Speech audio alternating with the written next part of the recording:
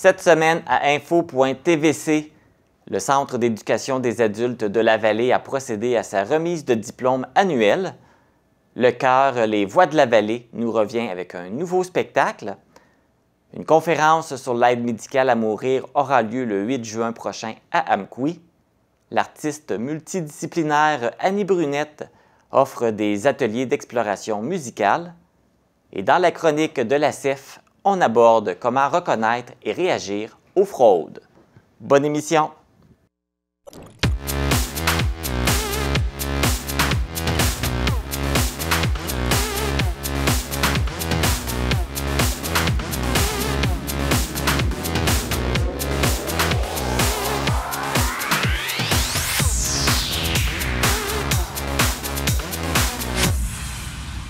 Ici Marc Baudouin, bienvenue à info.tvc, édition du 19 mai. C'est le début de la longue fin de semaine de la fête des Patriotes. Merci de débuter ce long congé avec nous. J'espère que vous êtes bien installés. Débutons avec les actualités matapédiennes. L'épicerie en vrac Vallée a annoncé sur sa page Facebook la fermeture du commerce. Sans spécifier les raisons de cette décision, la fermeture s'effectuera le 3 juin. D'ici là, le commerce offre un rabais de 20 % sur tous ses produits. Les jours d'ouverture ont également été modifiés puisque le commerce est maintenant fermé le mardi. Vrac Vallée tient à remercier sa clientèle et encourage les Matapédiens à continuer d'encourager les marchands locaux. C'est mercredi dernier qu'avait lieu la journée réflexive organisée par le comité de développement supporté par le comité Vigie dans l'objectif de soutenir le Centre matapédien d'études collégiales pour assurer sa pérennité. L'objectif de cette journée était de construire un plan d'action qui va permettre d'atteindre un taux d'inscription de 150 étudiants d'ici 5 ans. La journée réflexive s'est déroulée sous forme de plénière et les discussions avaient pour but de ressortir les forces, les faiblesses et les obstacles dans l'environnement du CEMEC. Le Conseil des maires, la MRC de la Matapédia, les collèges parrains de Rimouski et de Matane, le Centre de services scolaires des Monts-et-Marais, Desjardins, les organismes Cosmos et Tremplin Travail, et les étudiants du CEMEC étaient représentés lors de cette journée. Le plan d'action déterminé sera mis en action à l'automne prochain. Jusqu'à maintenant, le CEMEC compte 110 inscriptions pour l'année 2023-2024. Rappelons que le comité Vigie a été mis en place suite à une baisse d'inscriptions notable dans la dernière année. Le CEMEC enregistrait son plus bas taux avec 94 inscriptions. Hockey Bas-Saint-Laurent a honoré l'implication de la bénévole Lise Richard. Celle-ci a reçu le prix Maurice Simard 2023 et a été intronisée au temple de la renommée du hockey au Bas-Saint-Laurent. Lise Richard est devenue la première femme à occuper le poste de gérante d'une équipe Pee-Wee à Amqui au début des années 90. Elle participait également à l'élaboration d'un document pour la formation des gérants, et ce, pour toutes les équipes de l'association d'Amqui. En 2002, elle accepte l'invitation de faire partie du conseil d'administration de Hockey Bas-Saint-Laurent, poste qu'elle occupera jusqu'en mai 2022. En tant que première vice-présidente, elle avait comme principale tâche de s'occuper des tournois de la Coupe Desjardins et du hockey féminin. Félicitations Lise pour ton implication. Le 26 mai prochain sera la journée de la Matapédia.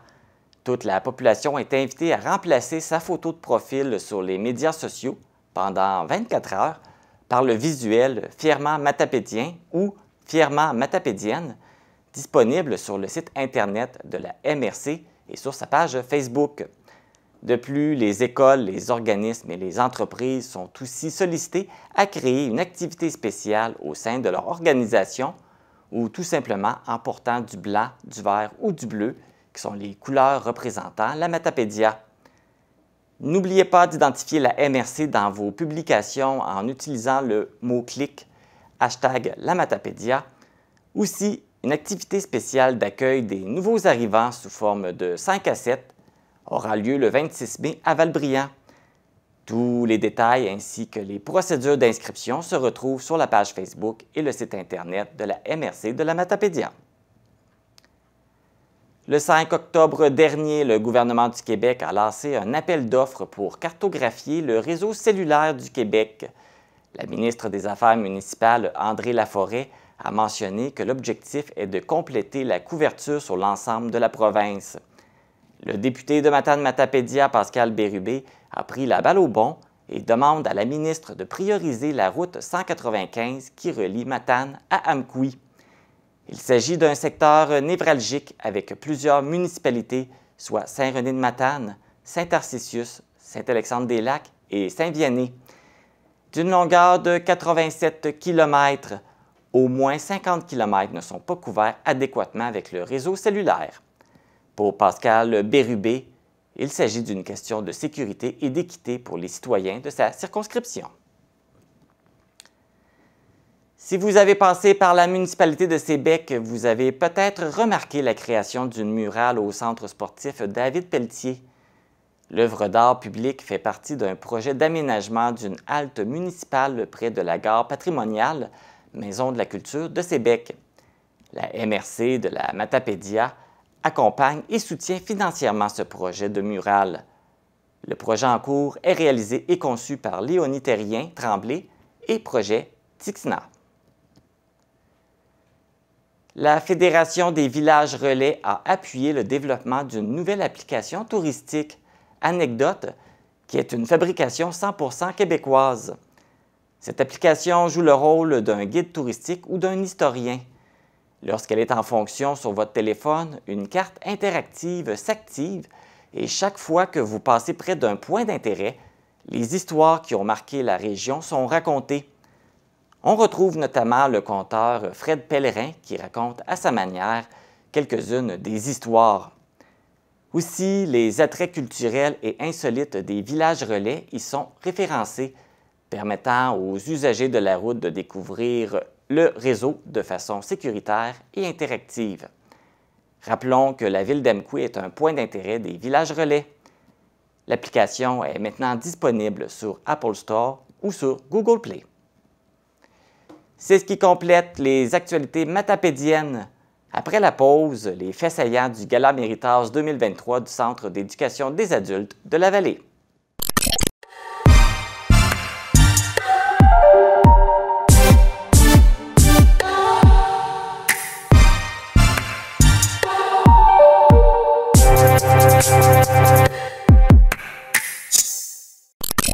Je suis au Centre d'éducation des adultes de la Vallée pour le Gala Méritas, où les étudiants recevront leur diplôme et certains recevront des bourses spéciales.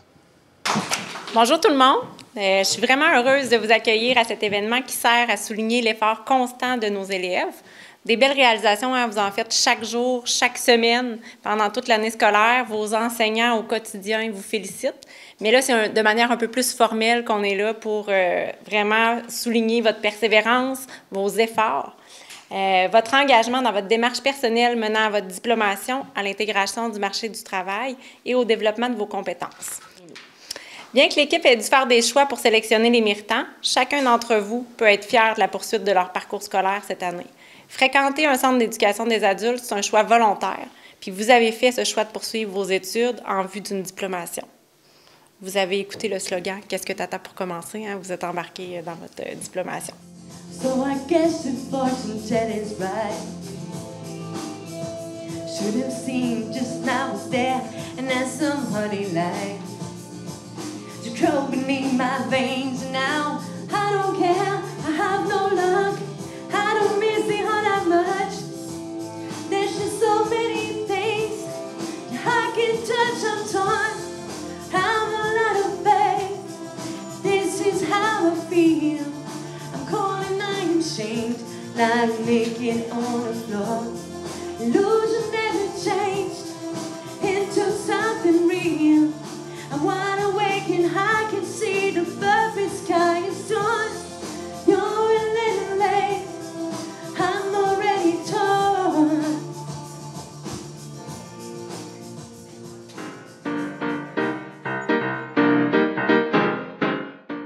Le CEA, c'est dynamique et polyvalent.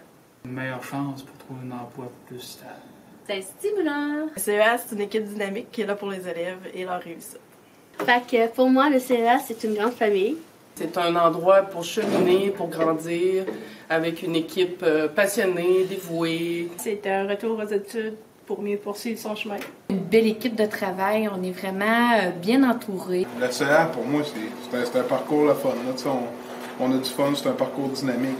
Le CEA, pour plusieurs, c'est vraiment ce qui leur permet de faire quelque chose. Un nouveau départ, un nouveau choix de carrière. Je pas se décourager. Avoir une bonne motivation. Ainsi de suite. Je sais pas, etc.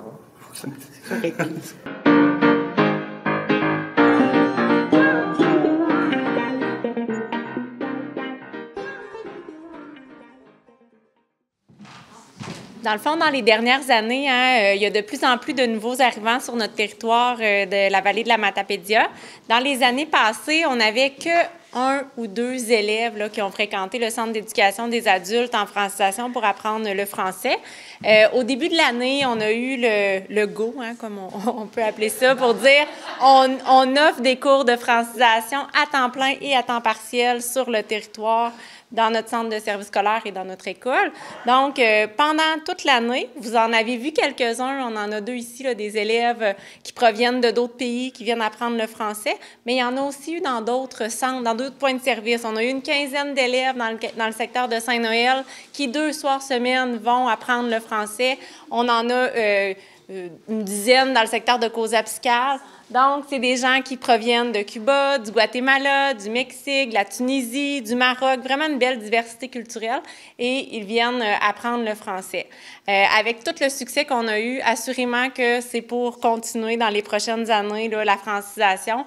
Ça nous fait une belle diversité culturelle, puis dans le fond, eux peuvent apprendre le français, mais aussi la culture du Québec. Vous savez, on fait aussi de l'intégration sociale. Et cette semaine, je me suis promenée dans les groupes d'intégration sociale pour remettre les bourses. Et il y a aussi Geneviève qui en fait chez Alliance, qui a remis ses 2 bourses également. Reviens vers moi, fais le bon choix, c'est de souffrir et de te mentir.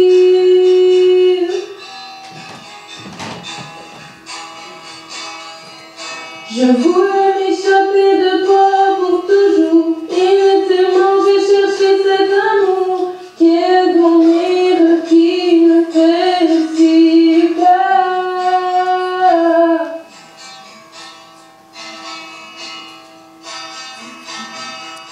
Les membres du conseil d'administration de PHEQ sont fiers d'être les partenaires de la réussite. Cette année, c'est Alicia Gignac qui a été choisie. Donc, en lui remettant une bourse de 250 $. En fait, la médaille du gouverneur est offerte à un élève ayant obtenu son diplôme d'études secondaires avec une excellente moyenne académique et un dossier scolaire exemplaire. Nous remettons une bourse spéciale à un élève de l'école au CIGE s'étant démarqué durant l'année scolaire. C'est la création 3D où les élèves, on l'appelle aussi le laboratoire créatif. Donc, on a une salle en haut composée de 3 imprimantes 3D, ainsi une découpe vinyle et une presse à T-shirt. Donc, depuis le début de l'année, que les élèves ont appris comment créer des figures 3D sur l'ordinateur, qui apprennent à servir de l'imprimante 3D. Ils ont appris aussi à faire des T-shirts. Ils ont appris à comment se servir de la découpe vinyle. Et présentement, on est en train de faire une belle petite campagne de financement. C'est le projet Effet Papillon. Dans le fond, le projet, il consiste à la création et à l'illustration de livres par nos élèves avec l'aide des enseignants, tout en pratiquant des matières comme le français, l'autocorrection et tout ça. On a une belle gang qui s'est impliquée cette année.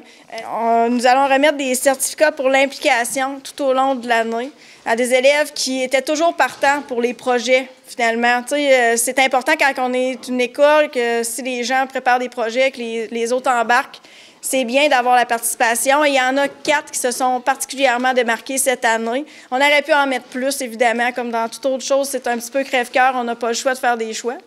Félicitations à tout le monde. Comme on vous a dit... Lors de ce gala Méritas, c'est 32 étudiants qui ont reçu des prix et des bourses. Donc, félicitations à tous ceux qui ont travaillé fort pour se rendre jusqu'ici. Pour contrer le manque d'informations locales, pour sensibiliser la population, pour mettre en valeur le savoir-faire régional, pour divertir la population, pour être accessible à la portée de tous et proche des gens, pour que nos histoires soient relatées et racontées pour les gens qui ne peuvent se déplacer. Au Bas-Saint-Laurent et en Gaspésie, vos 8 télévisions locales existent pour vous.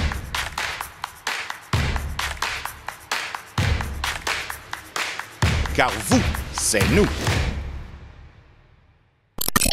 Le chœur Les Voix de la Vallée est en préparation actuellement pour vous présenter un nouveau spectacle. Je vais aller m'entretenir avec la présidente de la chorale, Carmen Fournier, pour obtenir plus d'informations.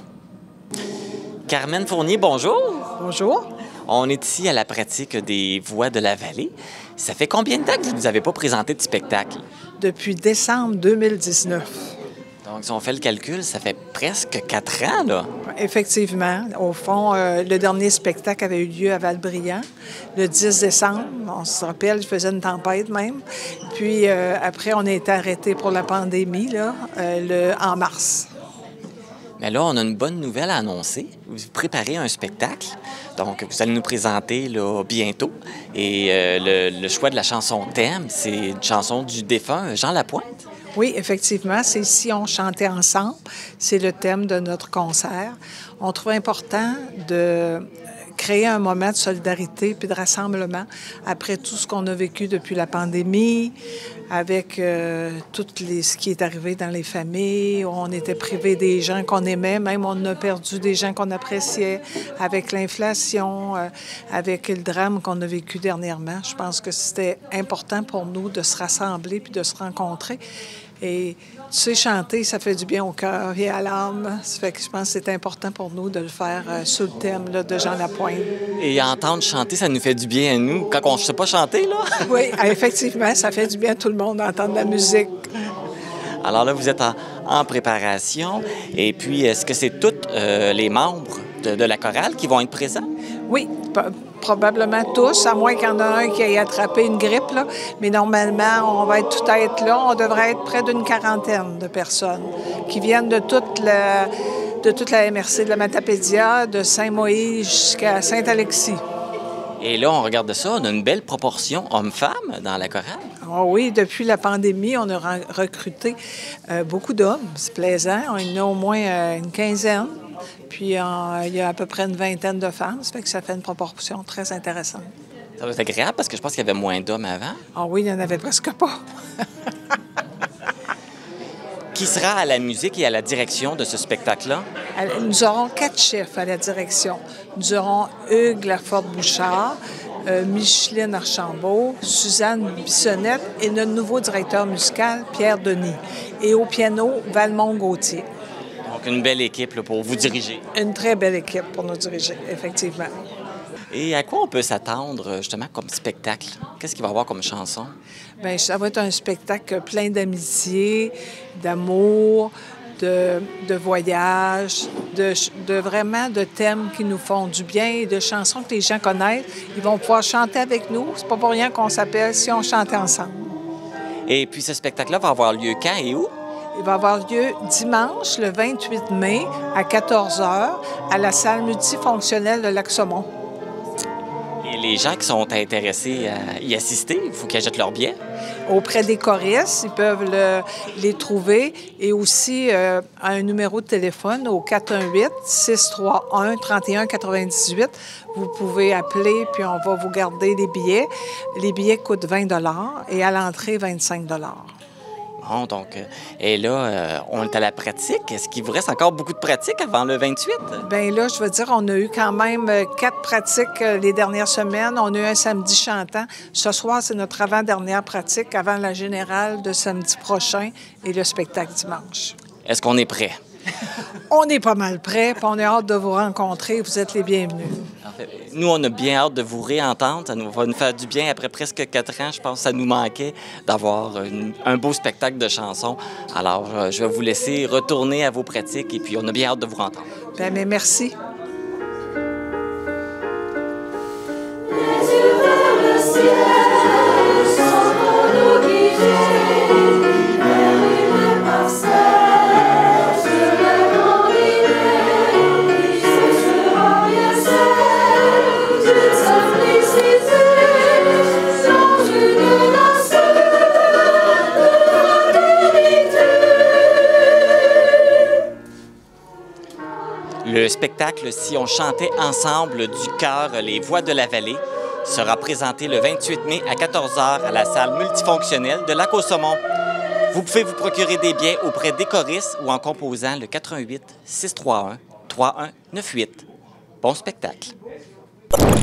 En février dernier, le gouvernement du Québec a déposé un projet de loi afin d'élargir l'admissibilité à l'aide médicale à mourir et d'améliorer l'accessibilité aux soins de fin de vie.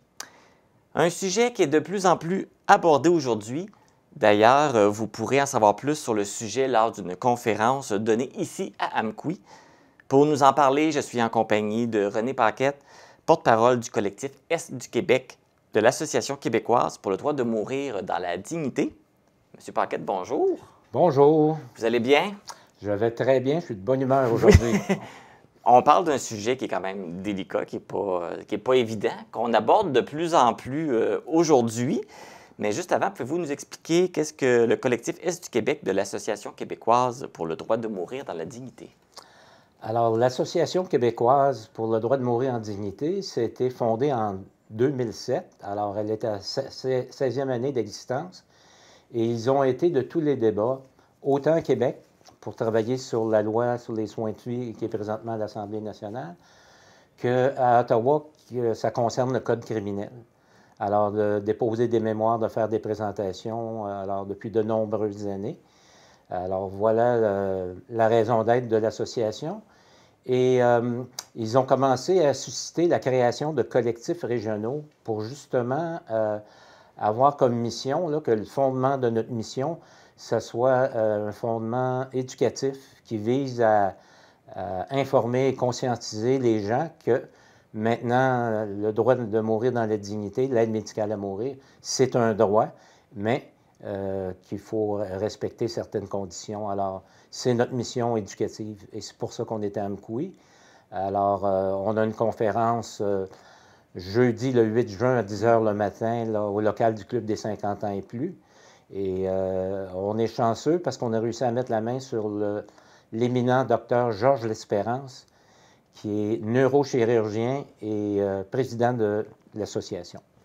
Donc, c'est lui qui va donner c'est lui qui donne les conférences? C'est lui qui donne les conférences. Fait que là, vous allez venir à Amqui, mais j'imagine que vous allez aller un petit peu partout aussi. Vous allez en donner plusieurs? Disons que nous, notre collectif, c'est Est du Québec. Alors, notre territoire, c'est Bas-Saint-Laurent, Gaspésie, les Îles-de-la-Madeleine. Alors, en 2023-2024, ce qu'on appelle, comme ce qu'on va avoir à Amqui, c'est des conférences majeures.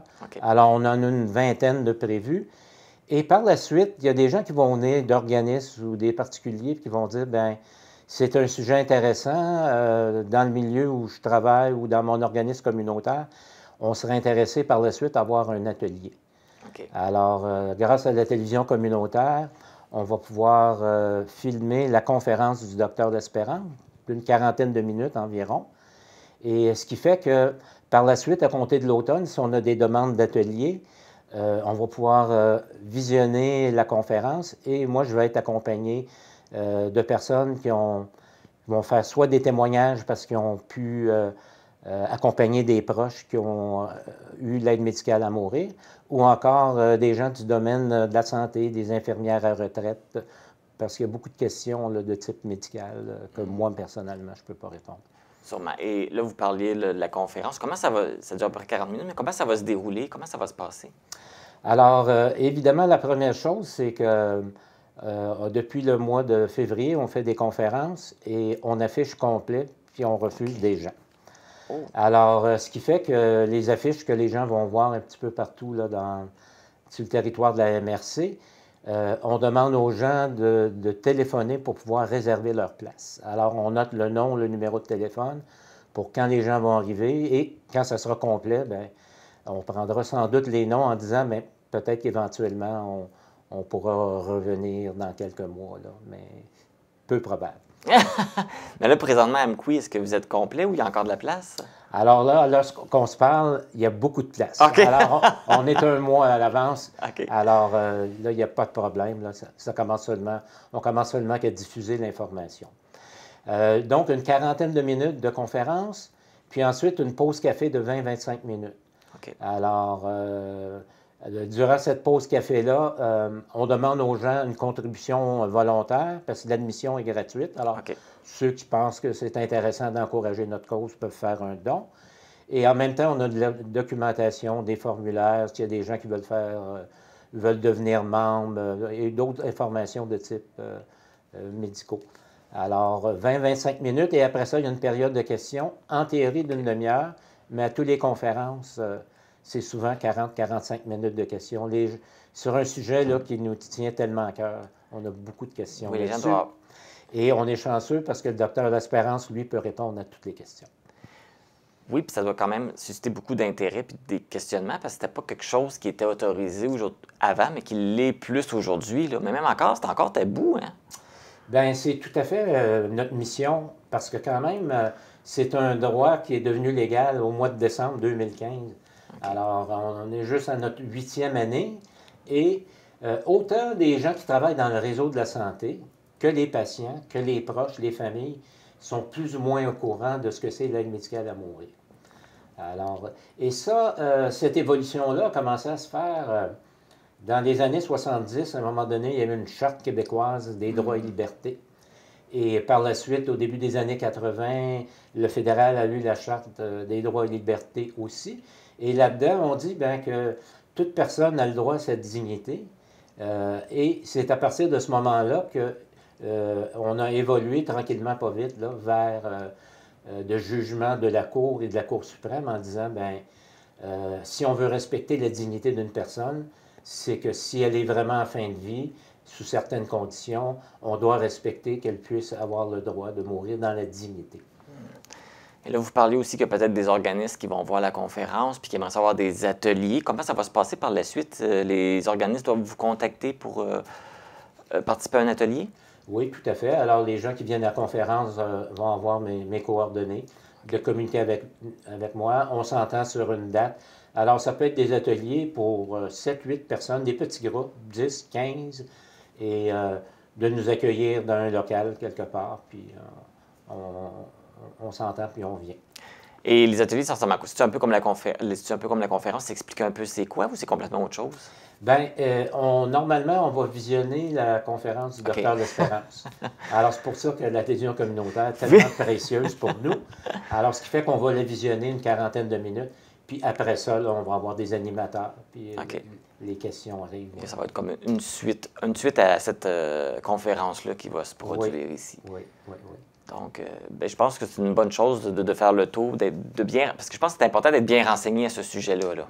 C'est important d'être bien renseigné pour la personne elle-même, mais tout autant pour les proches. Combien de fois on a vu dans notre vie, à un moment donné, que quelqu'un devient comme inconscient, puis, et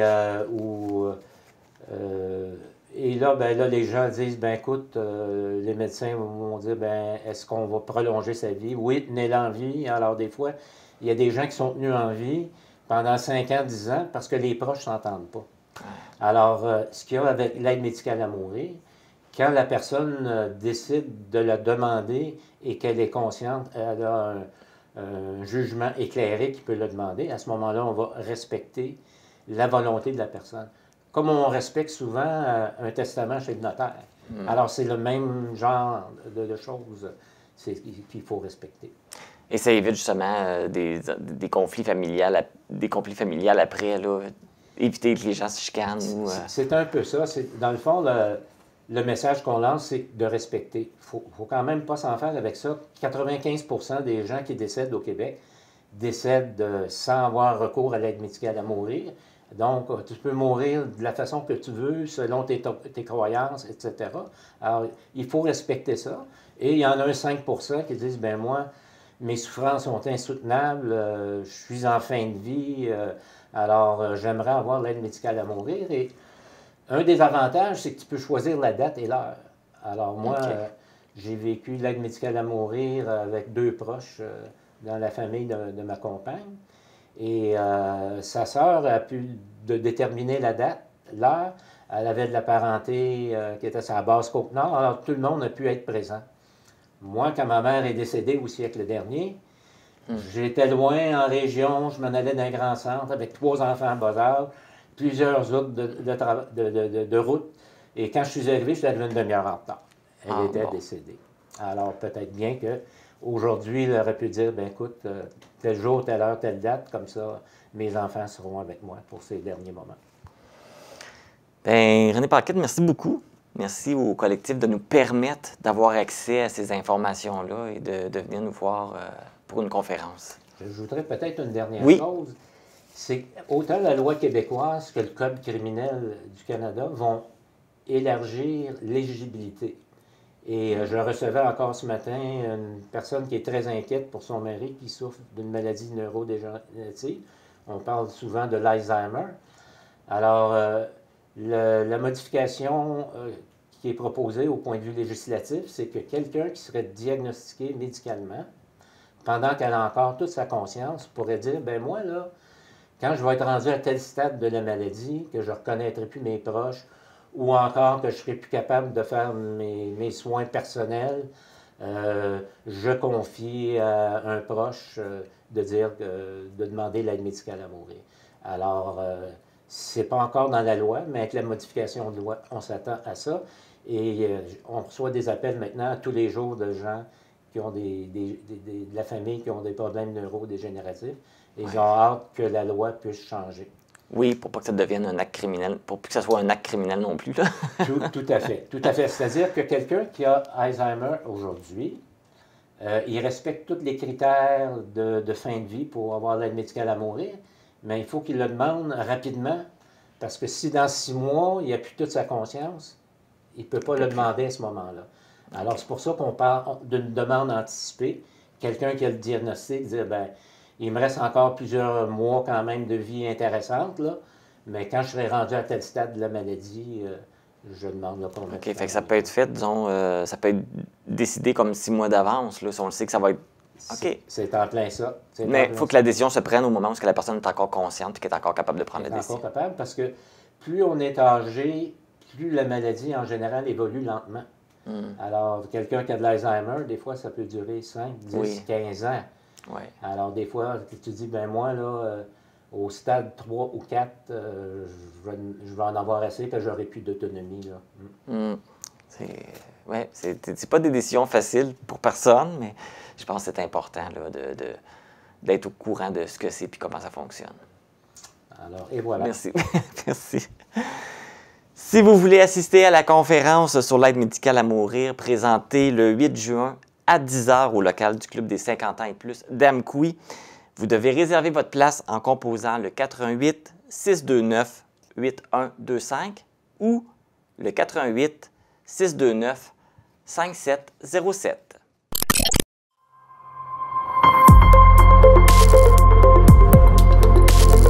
Pour connaître ce qui se passe chez vous, dans la vallée de la Matapédia, TVC Matapédia, on s'y retrouve partout.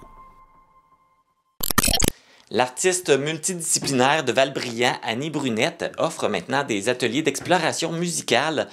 Je suis chez House Top pour venir la rencontrer et en apprendre davantage sur ses ateliers.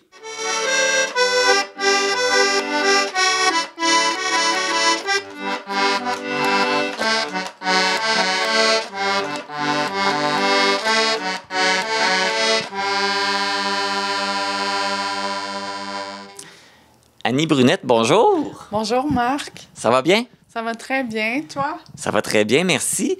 On connaît ta passion pour les arts visuels. Là, tu nous fais connaître un peu plus ta passion pour la musique. Alors, en quoi ça consiste, tes ateliers d'exploration musicale? En fait, les ateliers de Café Truffe musical, c'est un atelier d'art social où on va pouvoir faire de l'exploration sonore, que ce soit un style plus actuel et poétique. Ça peut être aussi des missions plus traditionnelles pour certaines personnes. Puis l'atelier est ouvert à tous. On n'a pas besoin de savoir jouer de la musique pour venir. Des fois, on peut être curieux puis on voudrait essayer des nouvelles choses dans la vie comme jouer du piano, d'accordéon, du djembé. Puis là, prochainement, j'attends l'acquisition de 2 nouveaux djembés. Fait comme ça, on va pouvoir jouer plusieurs ensemble la percussion. Donc, tous les instruments que tu m'as nommés, c'est toutes ces choses-là que les gens vont pouvoir commencer à toucher, explorer? Oui, tout à fait. On peut s'échanger nos savoirs. Il y a des personnes qui ont plus d'habileté pour certains instruments. Fait qu'on va pouvoir s'échanger qu'est-ce qu'on connaît par rapport à la musique.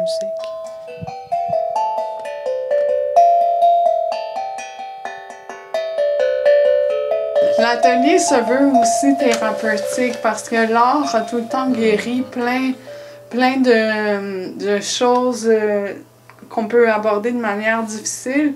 Mais si on explore tout le côté artistique dans nos blessures, ça guérit vraiment l'âme. J'ai tout le temps relié les arts avec le côté thérapeutique parce que quand j'avais 12 ans, c'est à ce moment-là que j'ai fait mon choix de devenir artiste. Puis, je me suis dit qu'avec les arts, j'allais pouvoir aider les gens parce que j'étais aussi attirée par les sciences humaines. Mais tout va ensemble, finalement. Tout est lié. Je suis contente d'avoir pris le choix de faire l'université en arts et non en psycho ou bien d'autres thématiques comme ça, parce que je le fais de toute manière. À tous les jours, c'est de la création puis de l'art-thérapie. Là, les gens qui veulent participer, qui veulent apprendre, est-ce qu'ils ont besoin de fournir les instruments ou c'est tout fourni? C'est libre à tous. Si les personnes veulent amener leurs instruments, c'est parfait. Sinon, moi, je suis ouverte à prêter les miens aussi. Fait que les gens qui veulent essayer, qui n'ont pas, peuvent quand même emprunter des instruments avant de s'en procurer. Oui, tout à fait. Là, tu parlais que c'est un atelier aussi, truffe. Et donc, ça se passe comment, une journée d'atelier? En fait, au début, on fait un peu de social. On échange sur nos vies en prenant un bon café avec des truffes maison. Puis après, on improvise dans qu'est-ce qu'on veut faire ensemble. Chaque personne va arriver avec quelque chose de nouveau. Puis ce qui peut être intéressant aussi, ce que je pensais faire, ça serait des clips de 2 minutes en vidéo que je pourrais mettre sur la page de l'atelier. Comme ça ferait connaître les artistes de la région. Et les gens pourraient voir un peu ce que les gens apprennent là, dans cette petite formation-là. Oui. Et puis là, je pense que c'est commencé, là, les gens peuvent commencer à s'inscrire ou... Oui, tout à fait. Là, je lance l'invitation aux gens pour samedi le 20 mai à partir de 11h. Puis ça va se répéter à tous les samedis. Avec les gens, ils peuvent m'écrire par courriel pour me donner un rendez-vous. Donc, les gens doivent s'inscrire avant, c'est ça? Oui. Oui, on ne peut pas arriver comme ça. De toute façon, je ne donne pas mon adresse sur Internet. Il faut m'écrire en privé avant tout, soit via Facebook ou bien par courriel. Par courriel. Donc, les gens viennent, est-ce qu'ils doivent venir à toutes les semaines ou ils viennent le nombre de fois qu'ils veulent? C'est libre à chacun, là. Mais je peux prendre seulement maximum 5 personnes en même temps. 5 personnes à la fois, mais si la personne elle aimait ça, elle peut revenir la semaine d'après. Si elle peut pas, elle peut revenir juste dans 2-3 semaines. Oui, tout à fait. Ils font comme ils veulent, ils suivent comme ils veulent. Puis est-ce qu'ils peuvent apprendre un instrument différent à chaque fois? Oui, on peut tout essayer, les instruments. Donc là, on parle de ton nouvel atelier musical, mais comme je mentionnais au début aussi, tu es un artiste d'art visuel. Donc les gens qui peuvent venir voir tes œuvres, peuvent venir visiter ici, là, Art Stop. Oui, mais l'atelier Art Stop a ouvert ses portes il y a 8 ans. Mais vu que je suis dans une rue un peu isolée, j'ai moins de visiteurs. Puis avec la plateforme que vous m'offrez avec la télévision Matapédia, mais je trouve ça bien parce que ça va peut-être être plus accessible pour les personnes qui veulent venir visiter mon atelier. Puis, dans mon atelier de Montcru, j'ai des milliers d'œuvres que j'ai réalisées. Puis, de ma collection d'artistes connus et inconnus, j'ai 1000 artistes de représentés chez moi. Puis, je peux pas tout mettre sur les murs, ça me prendrait un très grand musée. Mais chez nous, c'est comme un musée aussi parce qu'il y a des œuvres du plancher jusqu'au plafond.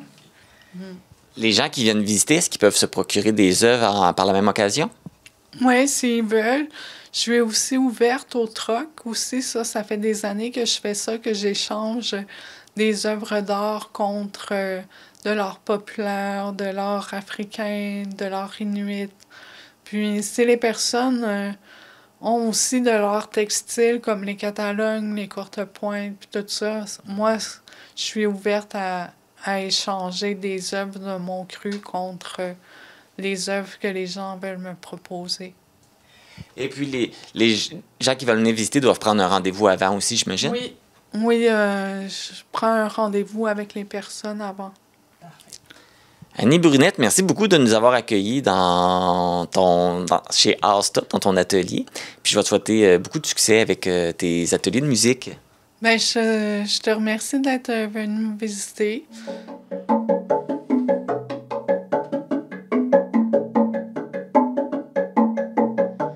Si vous désirez avoir plus d'informations, vous inscrire aux ateliers d'exploration musicale, vous pouvez rejoindre Annie Brunette par l'entremise de sa page Facebook ou par courriel à anniebrunette76@gmail.com. C'est le moment de la Minute de l'humour avec... Écoutez, j'ai participé à l'excavation au sous-sol de l'église pour pouvoir réunir le presbytère et l'église pour le chauffage. Puis souvent de fois, il y avait des rumeurs, des histoires concernant un cimetière sous l'église d'Amqui. Eh bien, figurez-vous, j'ai trouvé un cadavre sous la fondation de l'église d'Amqui qui mesurait 62 pouces de large, cette fondation. Et puis, regardez bien cette photo, je ne vous ai pas menti. Aussi, lorsque j'ai fait des travaux d'aplanissage sur le terrain, j'ai eu le malheur de prêter mon compacteur à notre prêtre, l'abbé Kindé. Écoutez, quand je suis venu pour le reprendre, il ne voulait plus me le redonner. Dans son pays, il n'y a pas ça, des choses comme ça, des jouets comme ça. Donc, Kindé ne voulait plus me le redonner.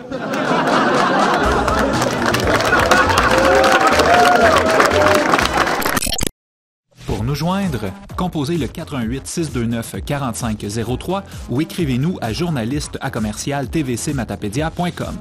Restez à l'affût de toutes nos activités en nous suivant sur Facebook.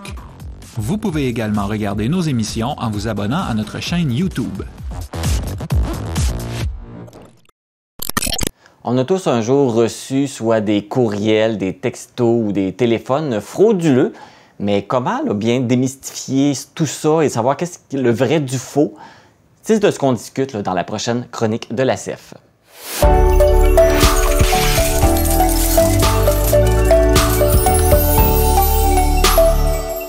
Comme à chaque chronique, je reçois la directrice de la CEF, Hélène Guilbeault. Bonjour Hélène! Bonjour!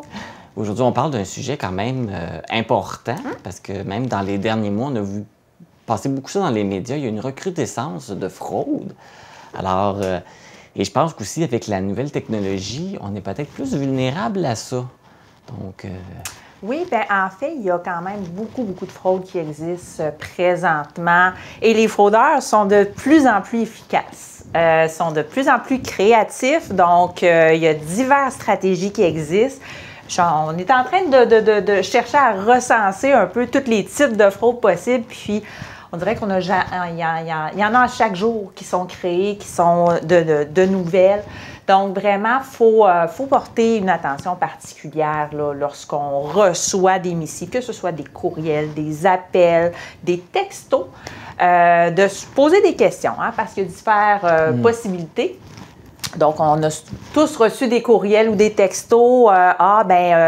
Allez chercher, le gouvernement vous doit de l'argent, cliquez ici. Puis, il n'y a pas de problème, on va tomber sur un site du faux gouvernement, qu'on va saisir notre numéro d'assurance sociale, qu'on va par la suite donner ces données-là à des fraudeurs. qui, par la suite, vont vider notre compte en banque, peut-être. Donc, c'est pas ça qu'on souhaite. On a aussi, le courriel de notre oncle d'Afrique, hein? On a tous un oncle en Afrique qui décède ou qui est en train de mourir et qui veut nous léguer sa grande fortune. On a tous cet oncle-là. Fait que c'est ça, des fraudes, il y en a autant qu'il y a de personnes qui existent. Donc, c'est pour ça qu'il faut être vigilant, mais il y a quand même des choses, qu'il y a des signes quand même qui sont évidents là, de savoir que c'est une fraude. Oui, bien quand c'est trop beau pour être vrai, souvent c'est une fraude. Hein? Donc, justement, on parle donc en Afrique ou des trucs comme ça. C'est donc bien une belle histoire, ça, tout d'un coup. Donc, quand c'est trop beau pour être vrai, vraiment, il faut avoir les gros flashs. Ou aussi, quand on a une pression à agir rapidement. On a le besoin de régler le dossier rapidement. Puis non, rappelez pas, c'est tout de suite qu'il faut régler ça, c'est immédiatement. Donc là, je pense ici à des cas que justement, c'est le ministère du Revenu qui vous appelle ou un agent d'immigration parce que vous avez une dette ou peu importe, puis que là, la GRC est à vos trousses, messieurs, dames, vous devez engager une somme de 2000 $ pour régler votre dossier. Quand il y a de l'urgence d'agir, habituellement, oui, les agences de recouvrement, ils sont des fois tannantes, mais pas aussi tannantes que ça. C'est pas paye, faut être payé dans 5 minutes, là. C'est pas ça. C'est ça, exactement. Donc, vraiment, ces deux choses-là, quand c'est trop beau pour être vrai et quand c'est urgent, il faut toujours se poser des petites questions. Et aussi, quelque chose que je remarque, parce que même moi, j'en reçois beaucoup avec souvent mon courriel professionnel. Il y en a beaucoup qui passent par les courriels professionnels pour nous envoyer des courriels, puis c'est souvent, ils sont pas personnalisés. Un message qui n'est pas personnalisé, souvent c'est un autre signe aussi. Là. Oui, exactement. Et aussi, justement, quand ça se passe par courriel ou des trucs comme ça, souvent on se rend compte, en lisant l'adresse courriel, que ça ne fait pas de sens. C'est, exemple, Google qui nous contacte, puis c'est même pas une adresse Google. C'est une adresse Microsoft. On le sait que Microsoft et Google, c'est pas des amis nécessairement dans la vie, là. Donc, c'est pas logique. Donc, vraiment, valider l'expéditeur si ça fait du sens, si c'est quelqu'un qui est connu aussi au travers de tout ça. Hein? C'est le gouvernement du Canada puis le gouvernement du Québec vous contactera jamais via une adresse Hotmail, là. Jamais, jamais, jamais. Puis en fait, il vous contactera très rarement par courriel, hormis pour vous dire il y a quelque chose de déposé dans votre dossier ARC ou dans votre dossier Revenu Québec, mais jamais venez chercher de l'argent. Jamais. C'est pour... Puis même les institutions financières nous le disent aussi. Si vous recevez un courriel, c'est pas nous. Nous, on va vous appeler ou, comme tu dis, le courriel, c'est pour vous dire, vous avez un message, allez le voir. Mais c'est jamais, la demande ne se fait jamais directement. Exactement. On n'a jamais les informations spécifiques. C'est que quelque chose qui a été déposé dans le dossier, tout simplement, qui est à prendre en considération. Il y a aussi différents types d'arnaques qui sont ciblés sur certains types de populations plus spécifiques. Donc, je pense beaucoup aux personnes aînées. En fait, là, on a l'arnaque type grands-parents qu'on appelle.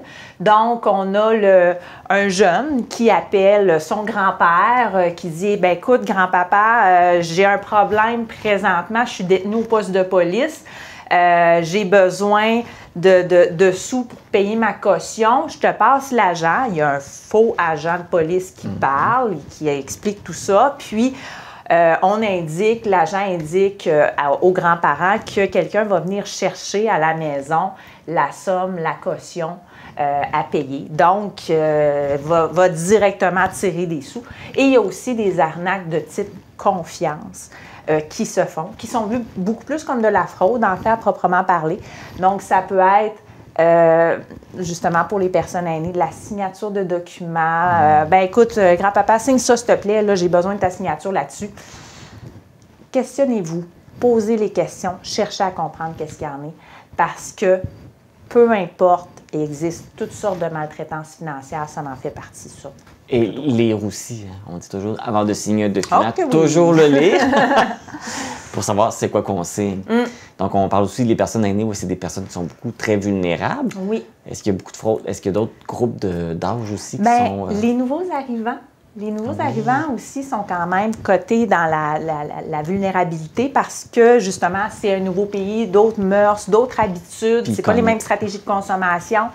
Donc, ça fait beaucoup à penser, puis on ne connaît pas toute comment que ça roule dans le pays, là, hein, quand on vient d'une nouvelle région. Et aussi, bien, souvent, les fraudeurs ont quand même une capacité de parfois voir certains enjeux. Donc, des fois, si justement, on peut vivre des situations un peu plus particulières ou qu'on fait des demandes de services dans certains types d'établissements à plusieurs répétitions, bien, ça se peut, oui, qu'on puisse être victime de fraude. La fraude, il y en a partout. C'est ça qu'il faut comprendre. Et tout dépendant dans la situation personnelle qu'on est, des fois, on peut être plus ouvert à cette fraude-là. Donc, c'est pour ça qu'il faut toujours mettre ses lunettes, ôter ses lunettes roses. Là. Hein? Arrêtez de croire que le monde ne veut que du bien. Malheureusement, les fraudeurs sont là pour pas le bien, malheureusement. Comme on dit, ne pas prendre de décision sur un coup de tête, ça s'applique pour ça aussi. Exact. Oui, comme des fois, on est dans des périodes qu'on est plus vulnérable et là, plus facilement, on se laisse embarquer dans toutes sortes de choses. Si jamais ça arrive et que là, on réalise, oups, je viens de faire une gaffe, je viens d'accepter quelque chose, je viens d'embarquer dans quelque chose. Comment on s'en sort?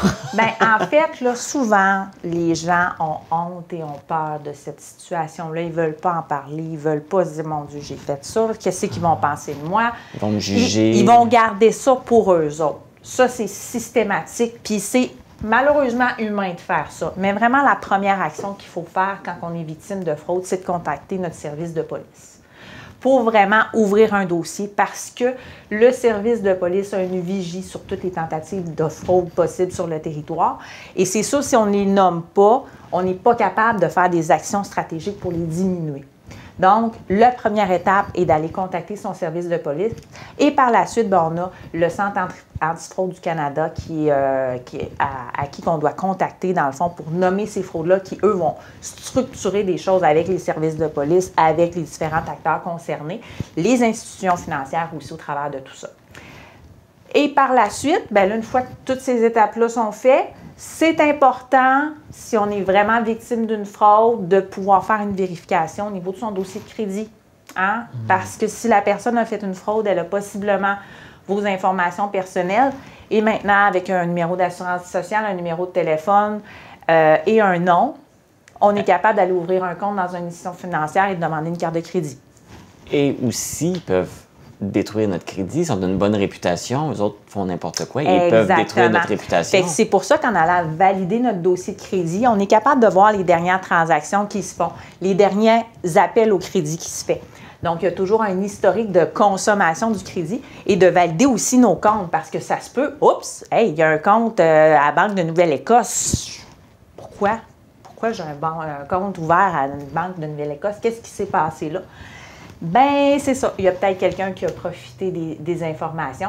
Puis on s'entend, bien, il y a eu quand même beaucoup de fuites de données dans les dernières années, un peu partout, dans diverses organisations. Fait que ça fait en sorte qu'on est encore plus fragile, malheureusement, à l'heure actuelle, face à tout ça.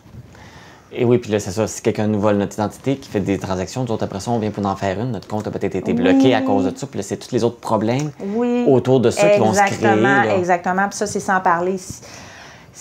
Parce que si notre compte est bloqué, ça se règle relativement rapidement à un moment donné en institution financière, mais c'est davantage au niveau gouvernemental que là, si justement on a une fraude ou une double identité qui s'est créée en termes des notions gouvernementales, donc quelqu'un qui a peut-être une autre adresse à notre nom avec notre numéro d'assurance sociale puis qui réclame des crédits pour vous, bien, c'est encore un autre beau problème. Puis c'est ça, avec le gouvernement, bien, c'est pas simple vraiment trouver là, la véritable personne pour avoir traité beaucoup de dossiers là, dans la dernière année à ce niveau-là. C'est pas facile de valider l'identité de la personne là, auprès des instances gouvernementales.